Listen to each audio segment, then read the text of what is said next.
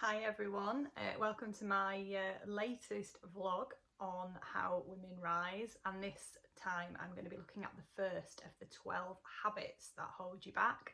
I have got so much that I want to share from this chapter and the habits, so bear with me as I use my notes as we go.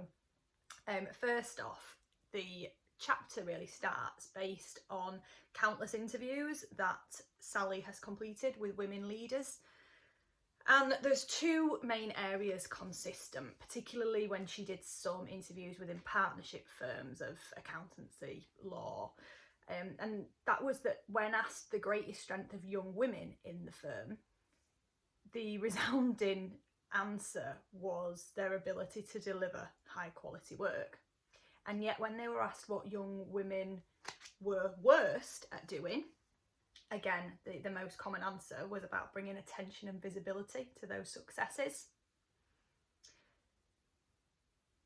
They also talked about the fact that women were uncomfortable about using I and like to share the credit around. So a reluctance to claim achievement is common throughout young women in varied sectors, varied positions, every sector, every level in an organisation. And Sally generally asks this question when she is running workshops. She asks who's good at making their successes and their achievements visible, and she says that there's very rarely many hands go up, generally just a scattering. Sometimes no one puts their hand up to say that they're good at that, which I just thought was a really great observation. But also, you know, when you think about something and think, yeah, I get that, I can definitely see that among the women that I work with, and my friends as well. So when Sally asks why, two responses surface nearly every time, and the first one of those is about not wanting to act like someone else that actually hasn't got the desirable traits to us. So the actual words that Sally uses in the book is, if I have to act like that obnoxious blowhard down the hall to get noticed, I'd prefer to be ignored. I've no desire to behave like that jerk. So a few observations with that. Firstly, such either or thinking as they talk about it in the book. Well, actually, to be able to celebrate our own successes and bring attention to them, do we have to be obnoxious? Because actually that's such an either or way of thinking. So either a shrinking violet or someone who's very obnoxious in their self-promotion. Well, actually no, it doesn't have to be that way. Where's the middle ground? And the second observation that Sally makes in the book is that actually that approach as well might make us feel like, you know, a wonderful human being, and we're taking the strong moral ground that we're not shouting about what we've done, but it's not going to get us noticed and it's not going to get us forward in our careers. The second reason why women tend to say that they struggle to get their achievements heard is that they believe that great work speaks for itself. And that is definitely something that I know I've done. Or it'll speak for itself. Let's just do that piece of work. I don't need to promote it. And I feel very genuinely about that. It's a very natural approach, but actually this comes up in habit 2, because are people going to notice? There's a term referred to in this chapter about a referent group, and this is from Roosevelt Thomas. So a referent group is the idea that people act the way that the group they identify with expects them to act. And then they see behaviours that are different to that as disruptive. So that really is about the idea that we set those kind of self-imposed expectations based on culture, maybe, family, friendship groups, who we work with, but that referent group and what we think is acceptable. So that's how we set our expectations. And a great point made in the book of if women in the 70s, 80s, 90s had been only concerned with the expectations of that referent group, then we would still not have women in leadership positions today. So while there's nothing to gain from being obnoxious, shrinking into yourself won't help either. and it is certainly not going to benefit other women. And I thought that was a really clever way of putting it, because actually sometimes we perhaps think that it's not a good thing to benefit ourselves, but we know it's a good thing to benefit others. I think this, for me, ties into the I and we again, of I may not want to do it for myself, but I will do it for other people.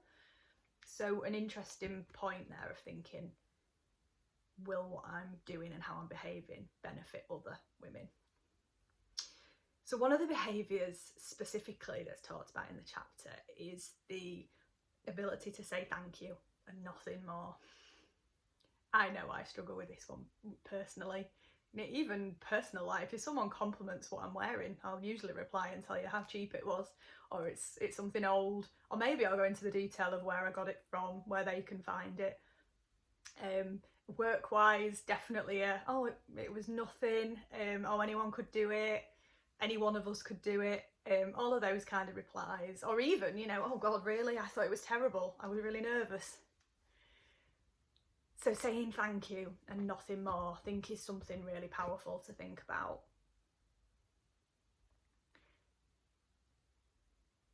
Another interesting point made is about as you move to a higher level. So again, this might be something around what worked for you before won't work for you now. So as you move to a higher level, any discomfort that you feel claiming recognition incurs a higher cost, because when you divert credit away from your achievements, you're diverting the credit and the visibility away from the people you represent as well. So when you represent a team or a function or an organisation, when you divert that attention, you're also discrediting the people who are working with you. There's a story in the book of an organisation that put some real effort into HR delivering some development around there's no I in team, and interestingly it didn't really land with women. And the point being, after that session, they realised that actually putting the I in team was hardly the problem for women, because instead they were struggling to use I when they were talking about successes and would say we. A little note around self-promotion is that speaking up about your contribution, your experience, your qualifications sends a signal that you're ready to rise.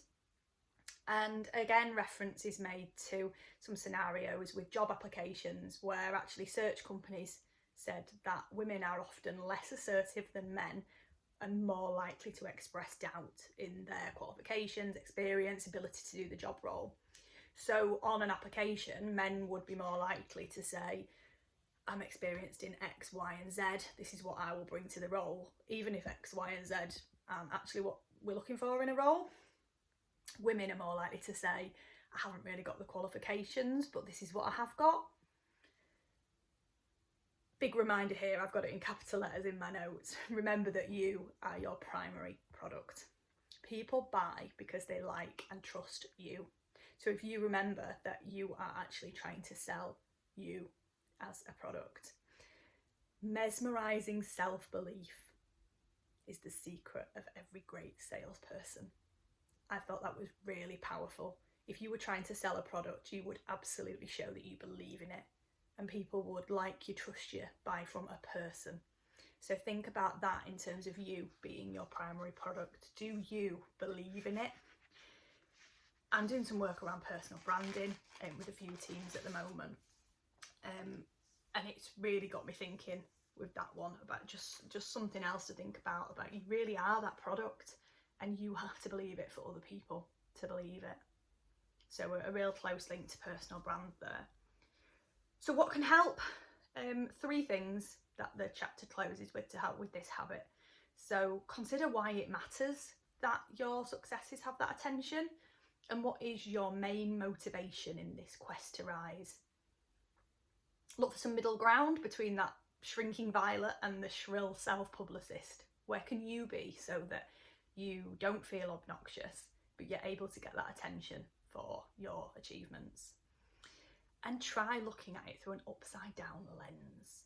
So why let your behaviour support negative perceptions? And the example given is that men sometimes distrust women who are averse to claiming their achievements. So if you don't want that to be the perception of you, what are you going to do about it?